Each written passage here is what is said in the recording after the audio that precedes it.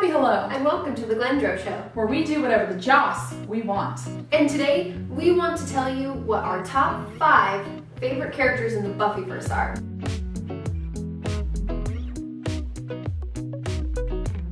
So we're going to take turns going back and forth, going from the bottom of our list to the top of our list. Yeah. And also, just as a disclaimer, Buffy, Spike, and Angel are not going to be on these lists because they are the tippity top. Those are the ones that we have in common, I guess. That's true.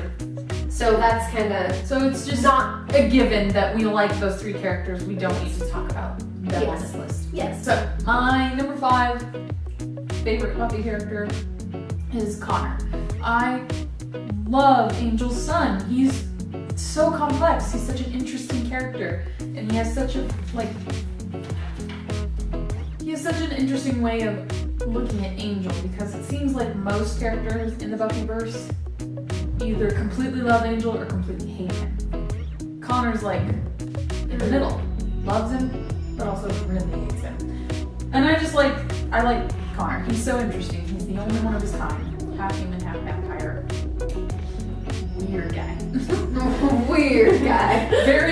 And also he's got possibly one of the most messed up storylines. That's true. So I'm just attracted to messed up people.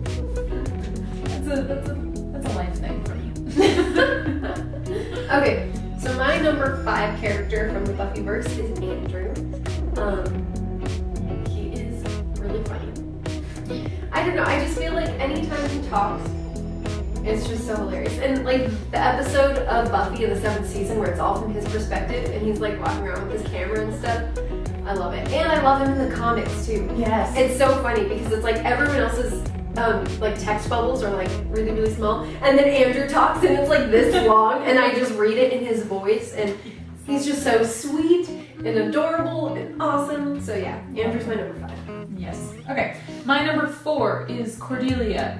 I really hated her when I first started watching Buffy because of course she's your basic and she's made out to be one of the villains of Buffy. But then she grows in Buffy the show and then goes on to be an Angel's show and grows exponentially more and becomes like a super badass, important, meaningful character. And I love the progression of her storyline and I just think she's awesome. Okay, my number 4 is Willow, and I think that kind of the same thing, like Willow's progression from like how she starts off in the first season to how she like is at the end of the show, it's just insane. Like she has so much growth and she goes to so many dark places and it's just, I love her character and I love like her like exploration of figuring out who she is with like witchcraft and her sexuality and everything. It's just a really cool, like I feel like you look at the show as Buffy's journey, but I feel like Willow kind of goes on more of a journey than Buffy does. I don't know. I just really love that, the development of her character. Yeah, definitely. All right, my number 3 is Anya. I adore her. I think she's so funny. She's so different from the other women in the Buffyverse. And I love her relationship with Xander. Yes, I love her as an individual and how awesome and funny and adorable and sweet she can be, but I love her with Xander. I feel like they were definitely a perfect pair, and that just made me love her all the more. My number 3 is kind of 2 characters, but the same person. But that's Fred and Illyria.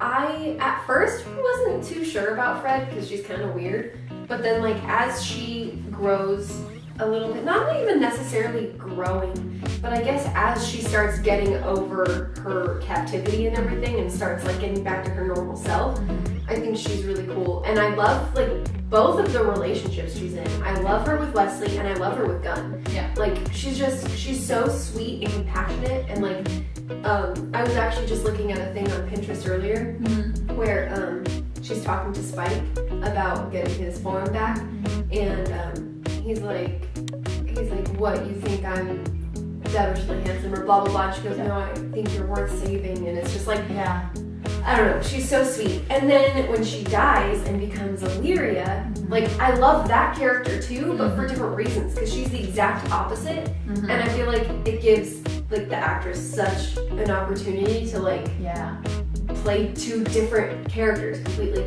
And Illyria is really cool. Like, the way she looks and everything. Also the way she treats Spike, even though it's opposite of how Fred treats Spike. It's really cool. And it's interesting for her to be like this much like more, like she's a lot bigger than all of these puny humans and everything, but she kind of, even though she's not in the show very long, she kind of starts to find her humanity a little bit, and I think that's really interesting. So my number 2 is Xander. I love that kid. He really annoyed me when we first started watching the show. Like, he was so punny, and he was so like, I need to be the center of attention. And I know too many men like that just, it put me off immediately. But over time, I think he really, really develops as a person, and he goes through a lot. By the end, I feel like there is no Buffy without Xander. He has to be there, so. Yeah, it's also like on the whole point of Buffy and Xander, like, even in the comics, it's like he's still such a huge part of it. Even though he's like one of the only people that doesn't have anything like necessarily special about him, like that makes him special, and like they all need him there as like the human aspect of it. I think it's really special that Buffy has one man in her life that doesn't want a relationship like that out of her, that just wants to be her friend and like her brother. Speaking of men who don't want to have a romantic relationship with Buffy, that brings us to my number 2, which is Giles. Xander's her brother and Giles is her dad. Basically. Honestly though, like, I love how Giles is like that father figure to her. And, like, I think that we were both a little biased before we even watched Buffy, because we watched Rebo, the Genetic Opera, way before we watched Buffy. So, like, we already were in love with, Anthony Stewart Head. I was gonna say Anthony Michael Head. I don't know why. Anyway, close enough. With Anthony Stewart Head, as the Rebo Man. And I feel like there were a lot of similarities. There were a lot of similarities between those two characters, and honestly, like, the musical episode where he sings that song, like, that really reminded me of Repo. I don't know, I love his character. I love that it seems, like, I love how he has, like, his surface character, but then as the show goes on, you find out about, like, how he was in his past and when he was younger, and his character really deepens a lot more than the others do, because they don't have as much of a past. Right. He's got this whole past that nobody knows about.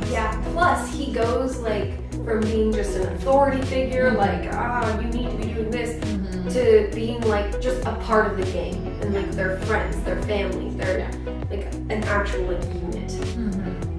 Even though it pisses me off near the end of the show, but still, it's fine, I'm over it. Alright, and then my number 1 character is actually not from Buffy. He was introduced midway through Angel, which is weird. But he's my number 1. I could watch him all day long. It's Lorne, or Crevlorn Swath of the Deathlock Clan. Is that it? I'm not sure. Something like that. I think it's like Crevlorn Swath of the Deathlock Clan. Let's go with that. He is so funny. He is so wise, even though sometimes he doesn't have the right answer. I love that he's the only character that sings in Angel, which is weird but funny, because, well, he's not the only one. Lindsay sings, but, like, he always has a song for everything. I love his gift. I love that he's, like, he looks like an actual demon, so he does. It's not just like Anya, where she's a demon but she doesn't look like it really. He can't help it. He always looks like that, and I love that he becomes such an important part of Angel's crew, even though he starts out as just some dude that they go to when they need a little bit of advice. He becomes, like, essential. They need his guidance. They need his help. And he just lightens up that show a lot, and that show's pretty dark. It needed someone that light. Alright, so my number one character from the Buffyverse was introduced on Buffy, but he became a big part on Angel, and that is Wesley. Wesley Menendez. When he was on Buffy, I wasn't like a huge fan. I was kind of like, I like him from other things. Yeah. But that's cool. Like, he's kind of boring, whatever. But once he left the show and then came back to Angel as the rogue demon hunter, I don't know, I feel like he developed so much, and he got, especially the season when he gets really dark and like he grows out his beard and stuff, and he's just like super like messed up. Like, oh, I love it. I love him. Yeah. And I love the relationship that he and Angel have. Like, me too.